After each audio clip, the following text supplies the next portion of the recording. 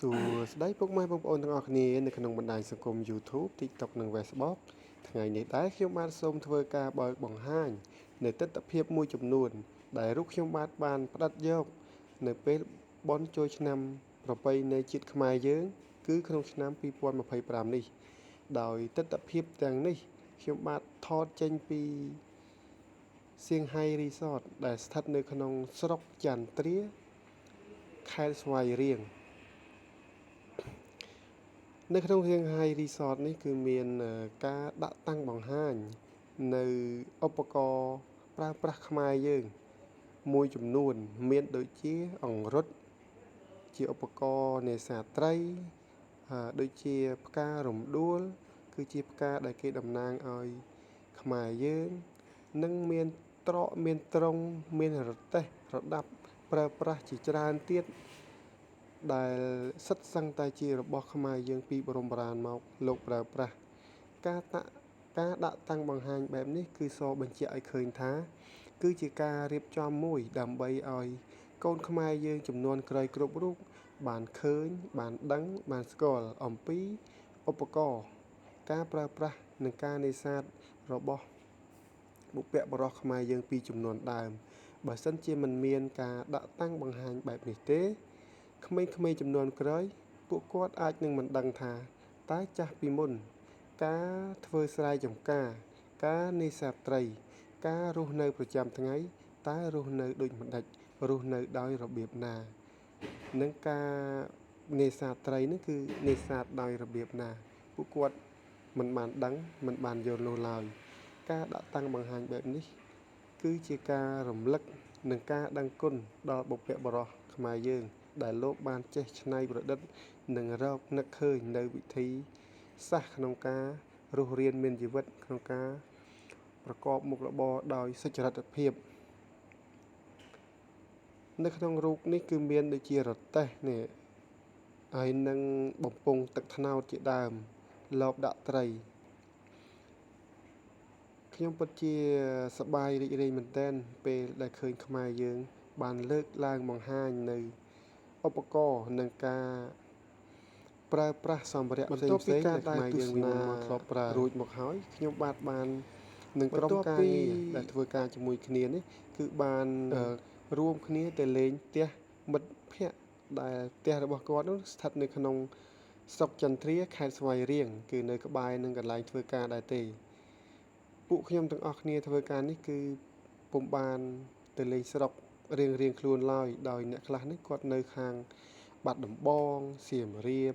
កំពង់ឆ្នាំងកំពង់ធំព្រៃវែងឯរូបខ្ញុំនោះគឺស្ថិតរស់នៅក្នុងខេត្តព្រៃវែងហើយឆ្នាំនេះដែរខ្ញុំក៏អត់បានទៅលេងស្រុកលេងស្រែដែរគឺនៅលេងសប្បាយជាមួយនឹងក្រុមការងារនៅក្នុងកន្លែងការងារនេះឯងហើយពេលទៅដល់ផ្ទះមិត្តរួមការងារនេះគឺគាត់បានទទួលរាក់ទាក់យ៉ាងល្អមានសាច់មានគ្រឿងក្លែមហើយនឹងមានការចូលរួមពីអ្នកស្រុកអ្នកភូមិដែលគាត់រស់នៅទីនេះទទួលស្វាគមន៍យ៉ាងកក់ក្ដៅផងដែរខ្ញុំក៏សូមអរគុណដល់ម្ចាស់កម្មវិធីនិង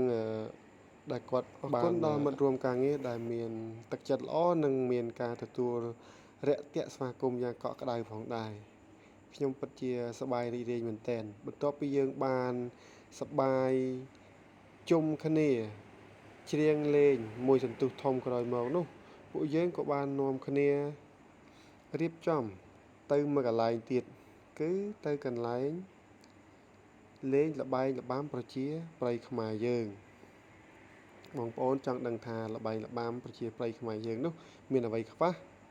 បងប្អូនចូលរួមទស្សនាបន្តទៀតនឹងឃើញហើយបាទនេះបន្ទាប់ពីយើងបានជួបជុំគ្នាហូបចុកតិចតួចក្រោយមកពួកយើងក៏បានមកដល់កន្លែងដែលលេងល្បែងល្បាំប្រជាប្រិយខ្មែរយើងល្បែងនេះគេហៅថាល្បែងបូមទឹកដាក់ដបដោយឲ្យក្មេងៗគាត់បូមទឹកដាក់ពេញមាត់ហើយយកមកដាក់បំពេញនៅក្នុងដបប្រសិនបើអ្នកណាបំពេញដបបានពេញមុនគេអ្នកនោះគឺជាអ្នកឈ្នះហើយពានរង្វាន់វិញនោះគឺបានម្នាក់ 2000 រៀលសម្រាប់អ្នកលេខ1ហើយអ្នកលេខ2គឺបាន1500រៀលអ្នកលេខ3បាន1000រៀលនិងអ្នកលេខ4បាន500រៀលគិតទៅអាណិតក្មេងដែរប៉ុន្តែអត់មានលុយឧបត្ថម្ភឲ្យលើសពីនេះគ្នារត់ទៅរត់មកក៏ដល់ថ្ងៃហេតុតែចង់បានលុយផងហើយហេតុតែជាការសបាយផងគ្នាខំតស៊ូមែនតើបាទឯគណៈកម្មការនេះក៏បានគណៈកម្មការក៏បានប្រកាសនឹងអំពាវនាវដល់ជាពលរដ្ឋដែលរស់នៅជុំវិញនេះឲ្យមកចូលរួមលេងសប្បាយទាំងអស់គ្នាល្បែងល្បាំនេះមានបន្តទៅមុខទៀតមិនមែនចប់តែប៉ុណ្ណឹងទេគឺមានដូចជាលេងទាញព្រ័ត្រលេងលោតបាយហើយនឹងពំពងទាវាយក្អមហើយអ្នកស្រុកអ្នកភូមិក៏ឮសូរស័ព្ទសំឡេងកងរំពងតាមមីក្រូអំពាវនាវនោះក៏ចាប់ផ្ដើមមកចូលរួមជាបណ្ដើការលេងល្បែងនេះជាដំបូងនេះគឺមិនទាន់មានមនុស្សច្រើនទេពេលចប់ពីនេះទៅទើបមានមនុស្សច្រើនចប់ពីកម្មវិធីបូមទឹកដាក់ដបមកក៏ដល់កម្មវិធីញ៉ាំចេកប្រណាំងគ្នាដោយការញ៉ាំអ្នកណាញ៉ាំអស់មុនគឺជាអ្នកឈ្នះចេកមានចំនួនម្នាក់2ផ្លែញ៉ាំបណ្ដើមើលមុខគ្នាបណ្ដើខ្លាចគេញ៉ាំអស់មុននេះក្មេងតូចម្នាក់នេះគាត់បានញ៉ាំចេកអស់មុនគេដោយទទួលប្រាក់រង្វាន់2000រៀលខ្ញុំមើលឃើញទស្សនវិជ្ជានេះហើយគឺខ្ញុំពិតជាសប្បាយរីករាយមែនទែនដោយការលេងល្បែងល្បាំខ្មែរយើងកំប្លុកកំប្លែងមានក្មេងមានចាស់ពិតជាអ៊ូអរមែនទែនបន្ទាប់ពីបញ្ចប់ល្បែងញ៉ាំចេករួចមកក៏ចូលដល់ល្បែងមួយទៀតគឺពំពងទីកូនមិនឲ្យធ្លាក់ដល់ដីវគ្គនេះគឺជាវគ្គពិសេសក៏ព្រោះតែមានលោកអ៊ំចាស់គាត់ចូលរួមដែរ